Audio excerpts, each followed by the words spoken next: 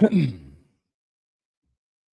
honor of the Locked On's 10-year anniversary, we're going to give you not one, not two, but three top 10 lists for Oklahoma State.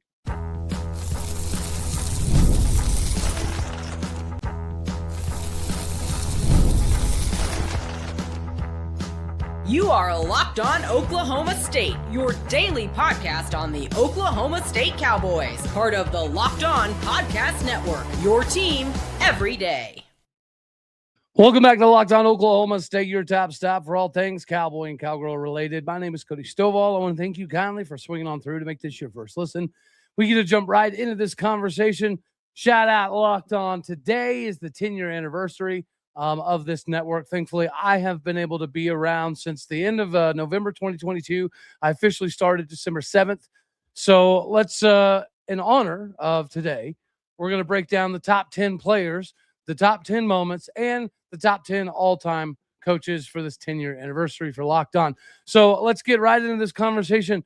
This is made a little bit easier for the top 10 players and the top 10 moments. We just went back the past decade to kind of line up here with Locked On. So let me know down in the comments section, what are your thoughts on this player ranking? Did I miss some people? Do I have some people ranked too high, too low? What do you think? Let me know. All right, so to me, the number one player at Oklahoma State since 2016, it's got to be Cade Cunningham. Not only was he the number one overall pick, but you're seeing what he's been able to do in the NBA, and it makes you realize even more how talented he was. I don't think we appreciated how good he was while he was at Oklahoma State, but it's clear we haven't made the tournament since then.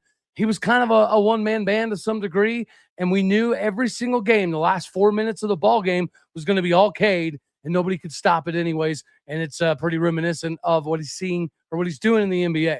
Number two, I have Mason Rudolph, right? This is pretty easy. It's either Brandon Weeden or Mason Rudolph that is renowned as the best quarterback in Oklahoma State history. But since we're only going back to 2016 on this list, I get to put up Mason Rudolph here. I personally do think that Mason Rudolph would be a little bit above Brandon Weeden. However, Brandon Weeden did give us the Big 12 title, so I understand the difficulty there. Number two, I have Mason Rudolph. Number three, you know I love my baseball peoples. I also love Rock Rugiet, which is why obviously these three are in the thumbnail here. But Rock Rugiet was not only somebody that embodied Oklahoma State baseball, but you know you have a bona fide certified star when the other teams are constantly talking about hating one guy. And that guy was always Rock Rugiet. For Oklahoma State baseball. Arkansas fans hated him. Texas Tech fans hated him. In-conference fans just couldn't stand him because he was that good. He was an X factor that can completely change the trajectory of a ball game on his own. So I've got Rock Rugiet here at number three. Number four, Malcolm Rodriguez. The dude that went from free safety to strong safety to linebacker after wrestling multiple state titles and playing quarterback. Malcolm Rodriguez is a guy that I think every Oklahoma State fan will always have a ton of affinity for. Now he's getting an opportunity to regain the starting spot with the Lions this upcoming season. For somebody that was only 5'11", 225 pounds, there was always an underestimation factor when it came to Malcolm Rodriguez. So he does embody what Oklahoma State is all about, right? Being the little guy that has to kick and fight and scream and claw to get to the top. That is Oklahoma State, and Malcolm Rodriguez embodied all of that. Number five, a little bit of a surprise here, I think, is Wyatt Hendrickson, because Wyatt was only at Oklahoma State for one season. But I think it's very easy to see that Cowboy wrestling was trending downward a little bit. Obviously, getting David Taylor was a big deal, and the influx of Coach Kennedy and Thomas Gilman, all of that was going to be, eventually a very big deal. But I don't think a lot of us anticipated year one having that Wyatt Hendrickson moment. That Wyatt Hendrickson moment, which we're going to talk about in the next segment, was absolutely crazy. So I've got Wyatt at number five, best Cowboys in the last decade. Number six, we're going to go back to baseball, Nolan McClain. Like, we as Oklahoma State fans got to see this dude put up almost 300 batting average throughout his career. We also got to see him put up, 36 home runs. Everyone in Major League Baseball only knows Nolan McClain as a pitcher, and him representing the United States of America was absolutely remarkable. What a big moment for Oklahoma State. This is somebody that we could utilize in recruiting. for Cowboy baseball. And I think that Noel McLean is the type of dude that is loyal and true to the core that would easily come back and help out or just help in recruiting in general. So I've got Noel McLean here, number 6. James Washington also in the thumbnail. James Washington may be the biggest case of, well, what if in the NFL? I firmly believe, maybe this is the homer in me talking, let me know down below, but I do believe that Big Ben partially sabotaged James Washington's career, because it was very obvious that the Big Ben did not like Mason Rudolph. He did not want them to draft Mason Rudolph. He wanted nothing to do with Mason Rudolph. But James Washington was making a name for himself very early on. There was a lot of reports that he was doing really well, and he was doing some phenomenal things in preseason. And then Big Ben started calling him out publicly, saying, well, if he's not going to run this right route, then he's going to sit on the bench, etc. And James Washington never really found his footing after that. So I do think that he is one of the most decorated wide receivers in the history of college football, in a place where wide receivers are an expected group to get over 1,000 yards. But James Washington did it multiple times. He is this generation's version of Des Bryant. If he would have had that massive NFL career, he probably would be higher in a lot of people's minds. Number 8, I've got Ollie Gordon. You know, the fact that we have had this slew of remarkable running backs going back to, you could go to Bob Fenimore and Terry Miller and David Thompson and Thurman Thomas and Barry Sanders and Tatum Bell and Chuba Hubbard, Justice Hill. Like, the list goes on and on and on. Ollie Gordon is the only one to win a Doak Walker Award out of that entire list. And the more you look back at it, we were kind of the Ollie Gordon show. Now, obviously, the next season, teams figured out a way to kind of slow down Ollie Gordon, which basically was the offense. And it made you appreciate Ollie Gordon a little bit more, seeing how much of the load he had to carry for Cowboy football after he was gone, on to mention the fact that he didn't leave in the portal when he had tons of opportunities and offers. Before NIL was crazy, Ollie Gordon was $1 million dude. And he stayed loyal and true to Oklahoma State. He was at a ton of Oklahoma State basketball games, baseball games. So he was not only somebody that carried the Oklahoma State football team at the time, but he was a face on campus that brought everybody more in to the fan base. All right, number 9 here, Victor Hovland. Like, you go back and watch that 2018 stuff. If you haven't watched the 2018 men's Cowboy team versus the new Cowboy team, I implore you to go watch that. It was a pretty cool deal put on by the Golf Channel. But when you go back and look at that, Matt Wolf was kind of the guy stealing the show for the most part. I think at that point in time, Matt Wolf even had the sinking putt to win the 2018 Natty. It appeared as though, and he had the funky swing. So for marketability, all that, it kind of felt like Matt Wolf was going to ascend over Victor Hovland. That has not been the case. Victor Hovland has been equally as good as he was in college. Actually, he's gotten better, right? There's no debating that. So I've got Victor Hovland, number 9. He is this upcoming generation's version of Ricky Fowler for Cowboy golf. Number 10. Obviously there was a lot of candidates here, but I ended up going with Brian Massow. Brian Massow for Oklahoma State men's cross country won 3 individual national championships. In 2025, he swept indoor and outdoor titles. He helped us lead us to the 2025 team national championship, and he currently has the second best 5K in the history of all of collegiate cross country. So congratulations to Brian Massow for cracking the list. I think it's pretty cool having a cross country guy on this list, but it's a sport where we're winning natties. So there is an expectation here. And let's talk about some of the expectations, the biggest moments since 2016 at Oklahoma State as soon as we get around the turn.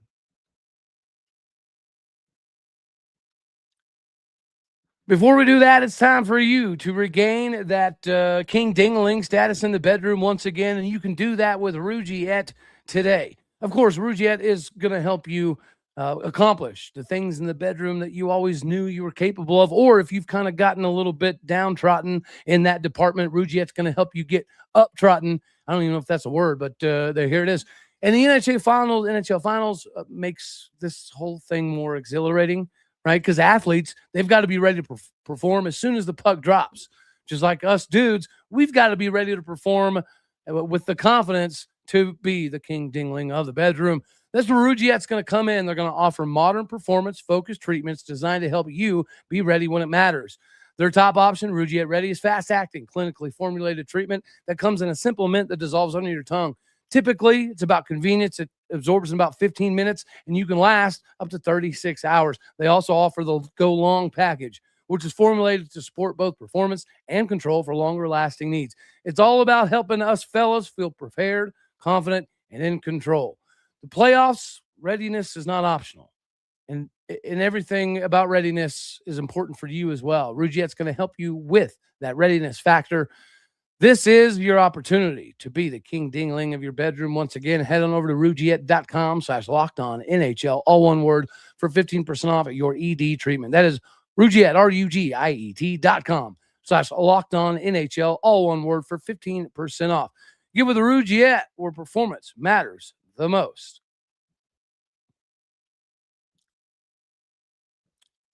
Cruising right along here, segment 2, the top 10 moments. And these, again, I think you categorically could have put these in a multitude of orders. So, again, feel free to tell me that this idea numerically is crazy and you would bump some of these. But anywho, the top 10 moments for Oklahoma State in the last 10 years. For me, number 1 is Wyatt Hendrickson. I know I kind of stole some of this in segment 1, but that moment, I think, did catapult Cowboy wrestling back into instantaneous contention for titles. You took two dudes, Dean Hamady Jr. and Wyatt Hendrickson, that had been good. They'd been talented. They'd been All-American level guys, but winning a national championship was never even in the conversation. So the fact that Wyatt Hendrickson not only did it, but he did it against arguably the greatest collegiate wrestler of all time, next to somebody like Akale Sanderson and Gable Steveson, who had an NFL career, and he was doing some WWE stuff. That guy coming back into wrestling caused a big ruckus. And everybody except for Wyatt Hendrickson was like, this isn't fair. He shouldn't be allowed to be in. Wyatt Hendrickson is one of the few people that was like, no. Let Gable wrestle. I want that opportunity. I want that moment. And it's one thing to talk about it. It's another thing to live up to it. And I do think that moment right there, that Wyatt Hendrickson, it's the biggest moment in collegiate wrestling history, on TV at least. And I do think that, it gave that instantaneous street cred to David Taylor, that he can take guys that have been good and he can turn them into national champions. The recruiting here on out in wrestling should always be top 2. Number 2 moment, I've got 2023 Bedlam. Yes, I'm slightly partial because I was in the building for that one. That one was fun because everybody knew it was going to be the last one, right? They were obviously officially getting ready to leave for the SEC. And the people at the front were being very lenient with the tickets. I know of people that got in without tickets. But for that one game, I'm glad they did it. I don't know if it was strategic. I don't know if they got into the moment as well. But, there was easily over 61,000 people in there. Like, all of the breezeways were lined up with people. A lot of them individuals did not have tickets, but they were letting it fly because they knew it was the last one. And I'm so happy that they did that, right? That moment will live forever. And then, of course, number 3 here, I've got 2024 Bedlam again, but baseball, again, they were out the door. They were on their way. They were leaving. And we had to beat OU to win the baseball conference title. So that was really sweet. Beating OU on their way out the door for a conference championship in baseball is my number 3 biggest moment since 2016. Number 4, I've got the 2018 Texas game where they walked into Stillwater America, number 6 in the country, and Tylen Wallace and Corn Dog donned the old school Thurman Thomas, Barry Sanders kind of uniforms, and Tylen Wallace had himself a day, 222 yards, 2 touchdowns. He made mincemeat out of that Texas defense, who, again, came in number 6 in the country. So that was definitely a fun one at Boone Pickens. Number 5, I've got 2021 Fiesta Bowl, the famous comeback against Notre Dame with Spencer Sanders. Afterwards, Mike Gundy gets on the podium and yells that we have a logo too. It did feel like at that moment, Oklahoma State was finally ascending to new levels. And I firmly do believe that if the NIL and transfer portal era had never kicked off, Oklahoma State would be in a completely different situation. I do think that Mike Gundy had this thing kind of figured out to a degree. And if it wouldn't have been for the portal and NIL at the wrong time, 2021 could have catapulted Oklahoma State into that upper echelon fairly consistently. but still, nonetheless, that comeback was amazing. The press conference afterwards, all of that, having Malcolm Rodriguez on the stage with Spencer Sanders, like, those moments are something as a kid you didn't ever think you'd ever get to, right? Beating Notre Dame in a Fiesta Bowl while being down at the half by like 21 or something like that. That didn't seem like a plausible option when I was going to football games in the early to mid 90s. It just didn't. So what a remarkable moment. A 12-1 season will always be unforgettable. Number 6 moment, I have 2018's Matt Wolf final putt to win the national championship against Alabama. That was utter domination, right? I went back and watched some of that recently. We didn't even need all 5 golfers. Like, that's how dominant of a performance that was, to where Matt Wolf was able to secure the victory fairly early on. And it was at Karsten Creek. It was in Stillwater, Oklahoma. So we won a national championship on our home course. And since then, it's been turned into a private course. So the public, to my knowledge, cannot go play on it anymore. So it makes that moment even more phenomenal, in my personal opinion. All right, number 7, how about baseball? The 2019 regional championship W against UConn to send us to the Supers, which we did unfortunately go down to Texas Tech in that Super Regional in Lubbock. However, that's our last regional championship for Cowboy baseball, 2019. Shout out to Trevor Boone and Colin Simpson for kind of opening the door for what a Rock Regio could kick down. All right, number 8, I've got 2021 football Bedlam. This is another one of those where they'd won for so long, and there was conversations that might be the last Bedlam ever, right? Even Gundy, I think, was coming out saying this is going to be the last Bedlam ever. And so that the feeling to get that dub, the way that it happened, was an unforgettable moment. Yeah, for sure. All right, number 9. We're sticking in 2021. How about Bedlam Hoops going to the Big 12 tournament, going up against the number 7 ranked OU Sooners, and Cowboy basketball led by the man, the myth himself, Cade Cunningham, was able to make some miraculous things happen and take down the number 7 ranked Sooners to advance Oklahoma State in the Big 12 tournament. Last but not least, biggest moment, top 10 moments since 2016 for Oklahoma State. Number 10 for me has to be, we talked about Brian Masau earlier, that 2025 national championship. Not only because it was national championship number 55 and national championship number 11 in cross country, or 6 in cross country. It was in dominating fashion. Like, we had 3 of the top 15 finishers that particular day. And I think we won the national title, if I recall correctly, by like 57 points. So, yeah, and it was on TV. So we got to visually watch Cowboy cross country cross the line and secure that national championship. Again, somewhat early on, kind of like 2018 golf.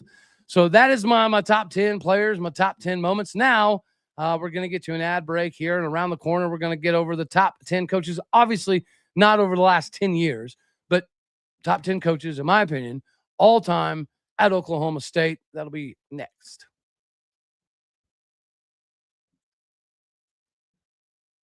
You got to get with Indeed, because Indeed, you do need Indeed whenever the job hunting season is upon us, right? That one spot that could potentially make everyone's lives at the workplace much easier is still sitting open. So when that workplace chaos comes and punches you in the mouth, you got to be ready for it.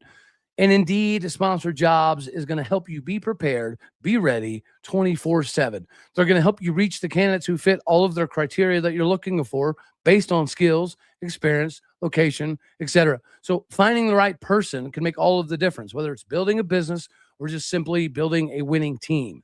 Some of the best moments in your business are where you know that you can count on every single person there.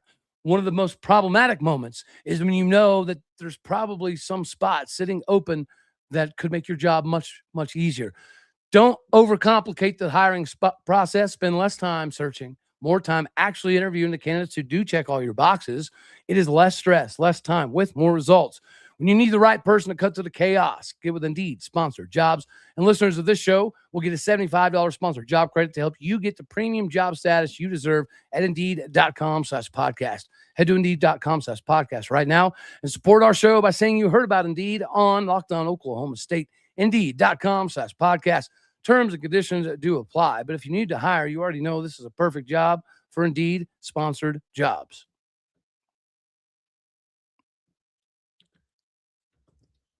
You also got to be part of the Everydayer Club, right? You can't let me forget about that one. You're going to be able to get this show every single day, ad-free, as well as an audio-exclusive show put out by Locked On. Start your 7-day free trial right now. Get closer to Locked On Oklahoma State without interruptions. Click the show notes down below, or obviously you can head on over to LockedOnOklahomaState.supercast.com.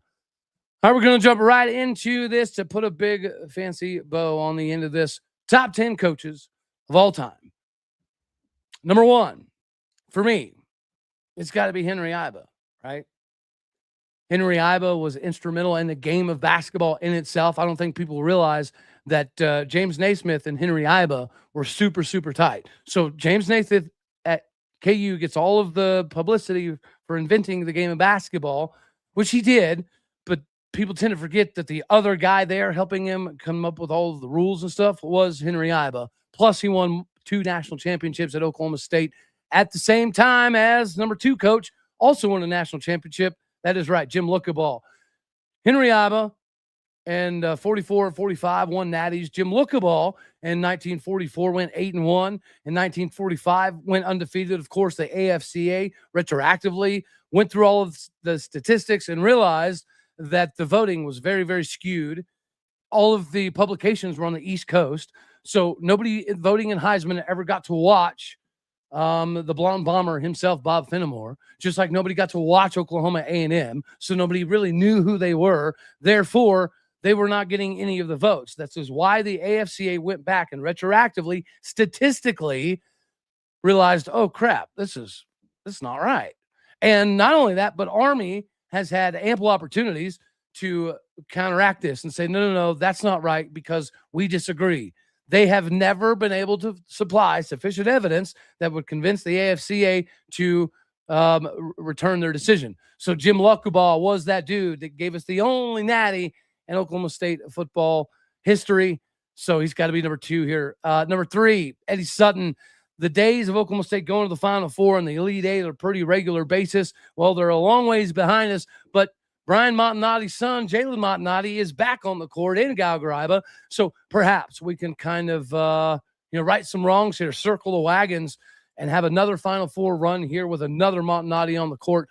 Eddie Sutton provided me with so many memories growing up as a kid. That is why I love Gallagher Iba. Seeing it go from 6,000 to 13,000, that whole experience was remarkable. Seeing Doug Gottlieb and Glennon Alexander and Desmond Mason and the second chance stories of guys like Tony Allen and John Lucas.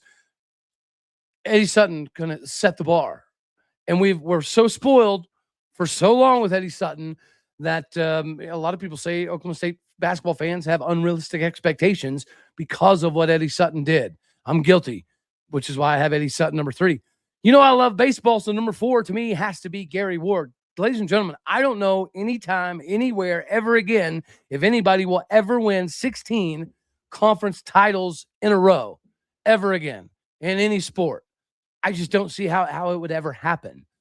So the fact that he controlled the game of baseball for so long and put us in Omaha so many times, yes, he did lose a couple national championships, but you know what? Getting there is a big deal. Getting back to winning super regionals is a big deal. That Allie P. Reynolds transition to Obrate would have never been possible without Gary Ward. So again, I tell you the stories about how I would sit outside Allie P. as a kid in the 7th inning. You could go in for free. I don't think 16 conference titles will ever happen again. And we haven't been the same since Gary Ward left, really, unfortunately. All right, number 5, it's got to be Mike Gundy. Right? Mike Gundy is the legendary coach at Oklahoma State, the best coach in Oklahoma State football history. And, he kind of put us in a whole new trajectory where you could have dreams of Oklahoma State winning double-digit games. You could have aspirations of Oklahoma State competing for Big 12 titles. That was what Mike Gundy did for us at Oklahoma State, because before Mike Gundy, it was all about baseball. It was all about basketball. Mike Gundy is really the one who put Oklahoma State football on a national showcase. So the success of Mike Gundy, that 18 years of his 21 or whatever, that was insanely successful, is also going to be a good building block for Eric Morris moving forward. It's not like, you don't have something to sell at Oklahoma State.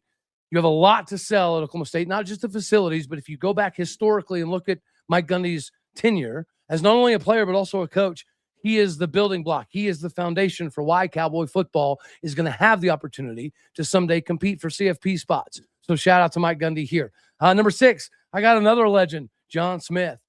John Smith won, 5 national championships at Oklahoma State. And he took the job really, really young, right? It was a crapshoot at that time. A lot of people were like, well, he doesn't have experience coaching. He doesn't know what he's doing. He's too young. He's too inexperienced. He doesn't know how to recruit. A lot of negativity was surrounding John Smith with his age when he first took the job. Naturally, he became the greatest wrestling coach of all time. I think it's fair to put John Smith above Ed Gallagher because it was a different time, obviously. But I think that John dealt with a lot of adversity, and he also found ways to navigate this new NIL portal era to, again, kind of like Mike Gundy, set a good foundational building block for Eric Morris. John Smith obviously did the exact same thing for David Taylor, which is why this job was appealing to David Taylor. It is not a blank canvas. He even said his dream, the only places he would ever coach was Penn State, Iowa, and Oklahoma State. I think were the only 3 places David Taylor said he ever even entertained. And that's because of Ed Gallagher, but John Smith, right? He's the one in this era. How about Mike Holder?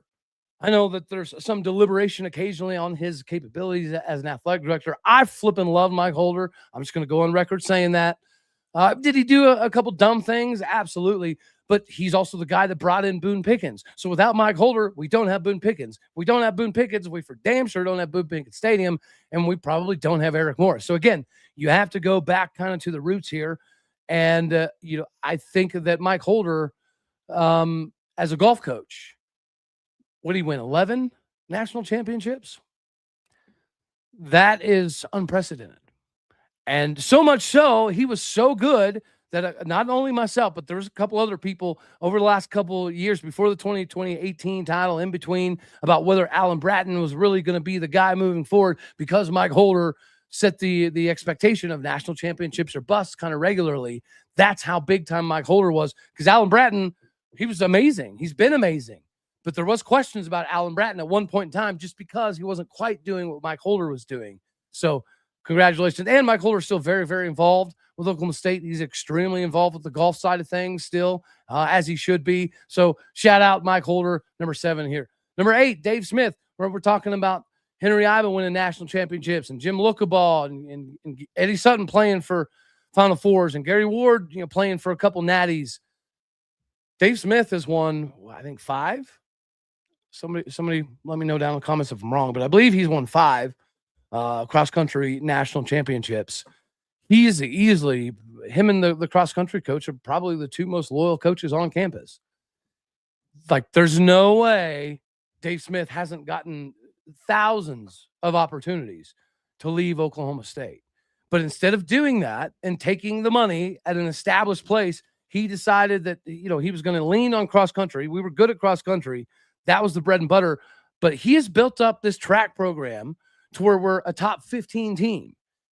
There's nobody in this chat or nobody that's going to watch this show that can seriously sit here and say that they ever thought Oklahoma State track would be a top 15 team. That would be attracting top talent. Like, we're getting 4-star dudes to commit to Oklahoma State track. 6 years ago, that was not a thing. So he used the cross-country national championships to build up Oklahoma State track. And now Oklahoma State track and field is legitimate because of Dave Smith. So his patience is a big, big deal. Number 9, I got Sandy Fisher. I actually did not realize how good Sandy Fisher was. I did not know that Oklahoma State softball was remarkable in the 80s, 90s range because of Sandy Fisher bringing over people like Michelle Smith. If I recall correctly, her winning percentage was like 713, 730, 703, something to that effect. That is insane. And you've seen some of the pictures. What Sandy Fisher was working with was just a chain link fence with some dirt. That used to be Cowgirl softball field, just chain link fence with some flat dirt. That was it. And Sandy Fisher turned that into a viable program to get to, which is why we have the greatest, the GOAT, Michelle Smith, having her call games and have this Sandy Fisher Oklahoma State connection. It's got to be beneficial to Kenny Gajewski. At least I would hope so. Number 10, we just talked about him, Alan Bratton. Yeah, I was one of those individuals on this very show just 3 years ago that was questioning whether Alan Bratton was going to be able to continuously live up to the expectations. Right, the 2018 thing was insane. That's one of the best teams that has ever played college golf. But there was questions at times. What was it? Somebody let me know. I'm going to get this wrong, but it was like 2022, 2021-ish range. And it was the first time that Cowboy golf had not finished the season in the top 25. And so I remember after that, I did a show of, well, is Alan Bratton losing his touch? Because if Oklahoma State's falling out of the top 25, this is problematic. And then a couple years later, he wins a natty. And put his team in a position to win a natty this year. You just ran into a buzzsaw that is Auburn. They've won 2 of the last 3. But now, this upcoming season, we are the Auburn. We are supposed to return everybody. Auburn had multiple upperclassmen graduate. Vanderbilt's always going to be in the way. Texas is always going to be there. But this upcoming season, there's now another expectation for a national championship. So there's an expectation for Dave Smith to get another cross-country natty, and there's an expectation for Alan Bratton to definitely get another golf natty. Like, if you were to bet odds on what would be the next national championship at Oklahoma State, it would have to be golf, right? Because even in cross-country, Ryan Shope graduated, Brian Masao graduated, was Musadi. I think he's graduating as well. So this epic cross-country team that we have established, I think there are a lot of upperclassmen, but this is Dave Smith we're talking about. We'll be competing for another national championship across country in no time. It could be a matter of a couple years. It may be even next year. Like, that's how good Dave Smith is. So that is the top 10s we got. Top 10 players, top 10 moments, top 10 coaches. Let me know if you think that I missed some people, if I should add some people, if I had some numbers readjusted here. Like, there may be somebody that say Mike Gundy should be ahead of Jim Lookaball. Probably. But Jim Lookaball gave us a natty, right? And I know there's even some OSU fans that feel slightly contentious about it. But again, I implore people, it takes a few hours, all right, to do all the research and look at all the stats that the AFCA was looking at. But it does make sense. Okay, a quick example. The Glenn Davis and who is the other one? Doc Blanchard. Doc Blanchard, Glenn Davis were the 2 top running backs at Army. And when Doc Blanchard won the Heisman Trophy that particular season, if you combine Glenn Davis and Doc Blanchard together, they still had less yards than Bob Fenimore. But Bob Fenimore did not win the Heisman. So I agree that the AFCA did the right thing numerically, statistically, to kind of look over and realize that every team in the Midwest back then was getting the shaft because all of the voters were on the East Coast for the most part. So all of the people voting for the Heismans and the national champions and all of that crap, they were all on the East Coast. So they had no idea about Oklahoma A&M or Texas A&M or Mizzou or Colorado or anybody unless you were in their purview, right? And it makes sense.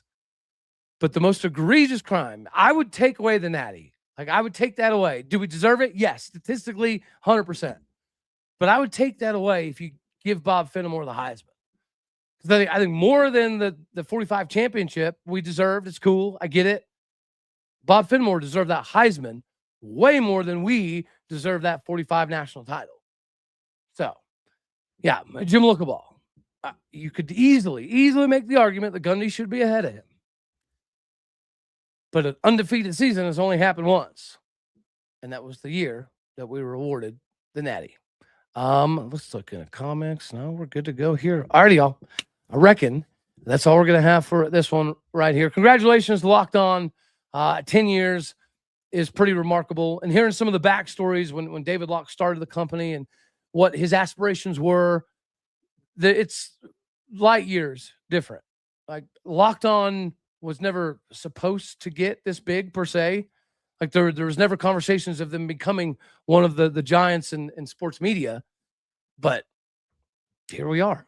So Locked On's absolutely killing the game. And it's been a blast. It's been an honor. I think I've done some cool things in life from a job perspective.